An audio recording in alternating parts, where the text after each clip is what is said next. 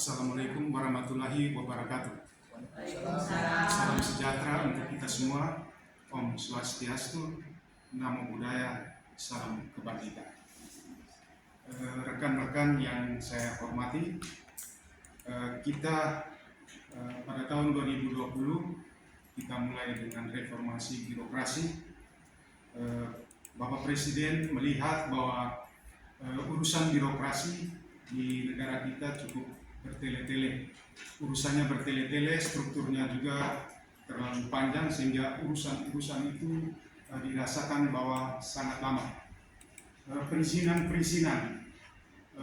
di instansi pemerintah dikeluhkan oleh masyarakat bahwa terlalu lama, bahkan untuk mengurus satu urusan itu dibutuhkan waktu berbulan-bulan bahkan bertahun-tahun. Dengan adanya reformasi birokrasi ini, instansi pemerintah pusat, instansi pemerintah daerah juga mengalami hal yang sama. Kita mengalami yang kita namakan dengan penyederhanaan struktur organisasi, penyetaran jabatan, penyesuaian perbuk sistem kerja. Terkait dengan penyederhanaan struktur organisasi, itu kita mengacu pada Permen-PAN nomor 25 tahun 2021. Kita sudah melakukan penyederhanaan struktur, penyetaran jabatan juga sudah kita lakukan. Kita mengusulkan 3 kali. Pada posisi bulan Juli 2022 ketika saya masuk bergabung dengan bagian organisasi Sirda Kabupaten Lembata, itu saya bersama teman-teman mengusulkan tiga orang pejabat administrator untuk dialihkan atau disetarakan menjadi pejabat fungsional ahli media. Bersama dengan 25 teman lain, ada sebagian yang mengalami perubahan nomenklatur jabatan, ada sebagian yang mengalami perpindahan jabatan, total 25 orang, sehingga 3 pada jenjang media, 22 pada jenjang muda.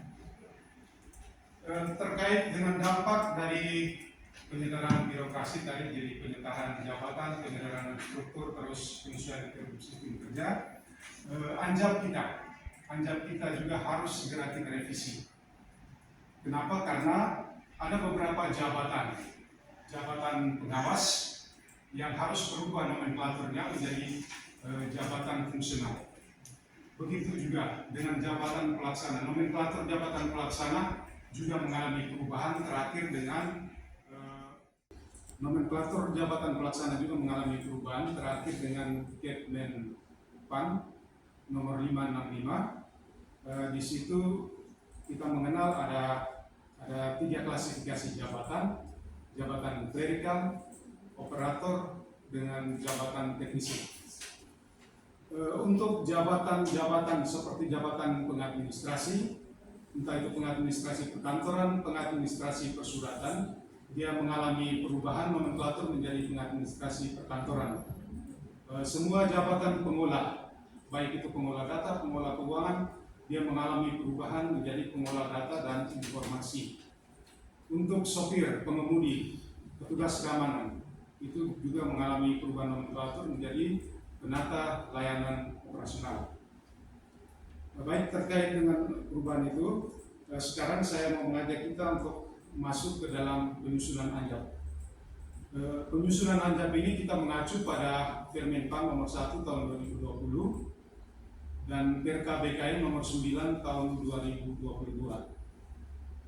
Ada 17 butir yang harus diisi oleh masing-masing pemegang jabatan atau pemangku jabatan. Kita mulai dengan nama jabatan, kode jabatan, unit kerja, ikhtisar jabatan, kualifikasi jabatan, sampai dengan yang terakhir kelas jabatan. Terkait dengan penginputan atau penyusunan anjab ini, kita sudah memberi pembekalan kepada teman-teman di perangkat daerah untuk menyusun anjab sesuai dengan jabatannya. Kendala yang kita hadapi itu ketika kita berhadapan dengan uraian tugas untuk teman-teman pejabat pengawas yang sudah disetarakan menjadi pejabat fungsional. Karena kita tahu dengan Permenpan 1 tahun 2023 itu ada sekitar 293 aturan fungsional pejabat jabatan fungsional yang dicabut, sehingga ada 293 itu mereka mengalami kesulitan dalam menentukan apa yang menjadi tugas saya. Sehingga kita berdasarkan bintek dengan itu pedoman dari petunjuk dari Menpan, kita menyampaikan kepada mereka bahwa untuk jabatan-jabatan yang aturannya sudah dicabut, uraian tugasnya mengikuti kegiatan yang dilaksanakan selama ini di perangkat daerah. Karena terkait dengan angka kredit untuk yang pejabat fungsional itu tidak dinilai lagi berdasarkan butir-butir kegiatan, tetapi berdasarkan hasil penilaian SKP, sehingga ketika predikat SKP-nya baik atau sangat baik, maka akumulasi dikonversikan ke angka kredit. Teman-teman, saya mau sampaikan bahwa dengan penyetaran jabatan ini memang di satu sisi bahwa dia memudahkan dalam kita pelaksanaan tugas, bahwa kita tidak bertele-tele menggunakan butir-butir kegiatan yang ada, tetapi dampak negatif bahwa kita masih mencari format, kita masih mencari bentuk. Kira-kira saya mau melakukan apa? Karena aturan-aturan lanjutan dari Permenpan 1 2023 sampai hari ini belum. Terus itu terkait dengan mereka yang fungsional. Terus kita juga dampak dari penyetaran ini untuk jabatan fungsional ini juga berdampak pada nilai dan kelas jabatan. Teman-teman yang penyetaran, mereka mempersoalkan bahwa apakah kelas jabatan kami ini harus tetap dengan kelas jabatan lama waktu kami menduduki jabatan struktural, atau kami harus mengikuti nilai dan kelas jabatan untuk jabatan fungsional sesuai dengan edaran dari Kementerian PAN untuk jabatan-jabatan fungsional. Jawaban yang kita kasihkan ke mereka bahwa karena Pemda punya persetujuan sendiri dari Menpan terkait dengan nilai dan kelas jabatan, sehingga yang mereka sampaikan itu kita tampung untuk nanti kita lakukan revisi evaluasi jabatan di awal tahun pada tahun 2024.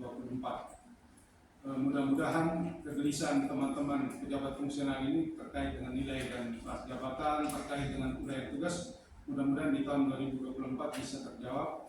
Kita tunggu, semoga aturan-aturan teknis lanjutan dari Menpan maupun DKN cepat turun sehingga bisa menjawab kegelisahan teman-teman. Saya pikir teman-teman hanya itu saja. Tugas kita ke depan, karena teman-teman di SKPD sedang menyusun ajak. Tugas kita bahwa kita tolong memperdalami aturan tentang penyusunan ajak itu, sehingga ketika mereka datang membawa berkas-berkas untuk kita verifikasi validasi, kita sebagai penyelenggara tidak mengalami kesulitan. Jangan sampai akhirnya kita menjadi bulan-bulanan karena mereka menilai bahwa kita tidak siap, bahwa kita tidak menguasai betul tentang proses penyusunan ajak itu. Hanya itu saya sampaikan, sekian dan terima kasih. Selamat siang. Selamat siang.